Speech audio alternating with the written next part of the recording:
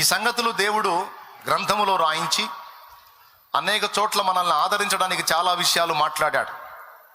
Bible గ్రంథంలో ప్రారంభం నుంచి ముగింపు వరకు దేవుడు ఎక్కువసార్లు రాయించిన పదం ఏంటంటే భయపడకుడి. దేవునికి స్తోత్రం. ఏంటది? భయపడకుడి, భయపడకుడి, కలవరపడకుడి, దేనిని గూర్చియు చింతింపకుడి, దేనిని గూర్చియు భయపడకుడి. యాయిరు వచ్చాడు కూతురు చనిపోతుందని.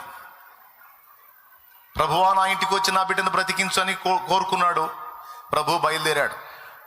ఇంతలోనే దారిలో ఎదురొచ్చారు పనివారు. యజమానుడా, బోధకునిక శ్రమ పెట్టవద్దు, నీ కుమార్తె చనిపోయినది అంటే యాయిరు ఏడ్చాడు.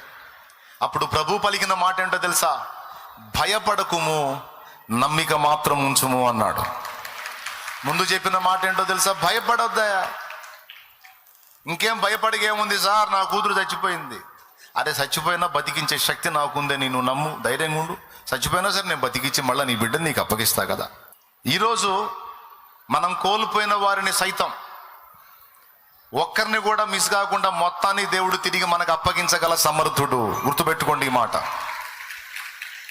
ఎందుకంటే మన యొద్ద నుండి దాటిపోయి ఉండొచ్చు, కానీ భూమి మీద నుండి తీయబడిన ప్రతి ఆత్మ దేవుని యొద్ద భద్రపరచబడి ఉంది. మనం పోగొట్టుకున్న మన వాళ్ళ ఆత్మలు సైతం దేవుని దగ్గర భద్రంగా ఉన్నాయి. వాళ్ళ గురించిన కలవరం కూడా మనకు అక్కర్లేదు. జస్ట్ ఊరు మారారంతే. వాళ్ళు ఒక ఊర్లో ఉన్నారు, మనం ఒక ఊర్లో ఉన్నాం. కాకపోతే భూమి మీద ఉన్న ఊర్లకైతే మనం పోయి వస్తాం, వాళ్ళు రాగలుగుతారు, కానీ వాళ్ళు టోటల్ ఈ ప్రపంచమే మారిపోయారు. పరదైసు అనేటువంటి సుందర ప్రదేశానికి వాళ్ళు తీసుకుపోబడ్డారు. అక్కడ విశ్రాంతిలో ఉన్నారు వాళ్ళు. కాబట్టి కోల్పోయిన మన వాళ్ళని కూర్చున్నటువంటి చింత కూడా మనకు అక్కరలేదని దేవుడు ధైర్యపరుస్తున్నాడు. అన్నిటికంటే బాధాకరం అదైతే దాని విషయంలో కూడా నీకు చింత అక్కర్లేదు, మొత్తాన్ని తిరిగి లేపి నీకు నిత్యము నీతోనే ఉండేటట్టు నేను చేస్తాను, దాని గురించి కూడా నీకు దిగులు అక్కర్లేదని దేవుడు చెప్పాడు. తరచుగా ఈ మాటలు నేను చెప్తాను, ఎందుకంటే ఇవన్నీ లేఖనాలే. వీటన్నిటిని ఎందుకు దేవుడు రాయించాడంటే ఆయన యందు విశ్వాసం ఉంచి మనం విశ్రాంతిలో ఉండాలని దేవుడు కోరుకుంటున్నాడు. Point number 1. దేవునికి స్తోత్రం. అలాగే నిత్యము సంతోషంగా మనం జీవించాలని దేవుడు కోరుకుంటున్నాడు. ఒకటి విశ్రాంతి, రెండవది సంతోషము మరియు ఆనందం, మూడవది సమాధానం. సమాధానంగా మన హృదయం ఉండాలని, సంతోషంగా ఉండాలని, విశ్రాంతిలో ఉండాలని నా తండ్రి కోరుకుంటున్నాడు. భయము నుండి విడుదల పొందటమే విశ్రాంతి.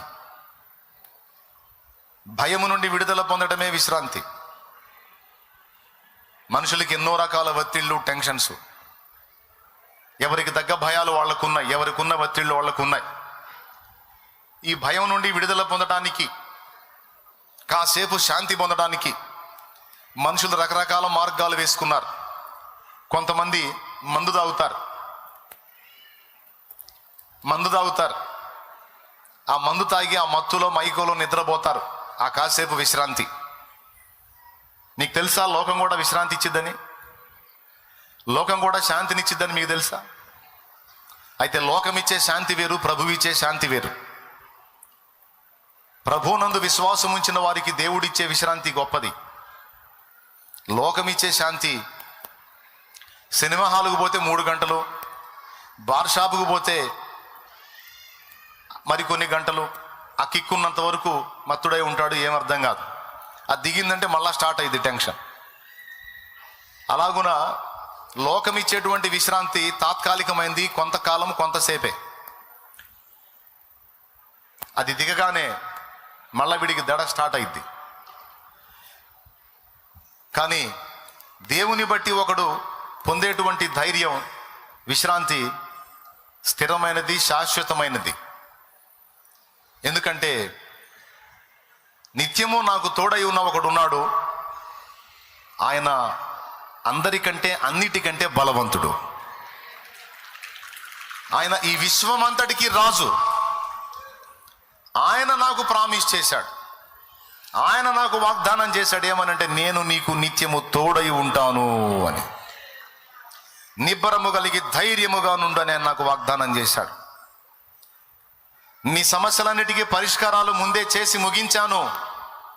తప్పకుండా తగిన కాలం అందు అన్నీ నీకు అందుతాయి కనుక ఇది నీవు నమ్మిన ఎడల నెమ్మదిగా ఉండమని నా ప్రభు కోరుతున్నాడు గనుక నేను ఆయనను విశ్వసిస్తున్నాను గనుక నేను ప్రశాంతంగా ఉంటాను, నెమ్మదిగా ఉంటానని విశ్వాసం గలవారు దేవుడు అనుగ్రహించే విశ్రాంతి పొందుతారు.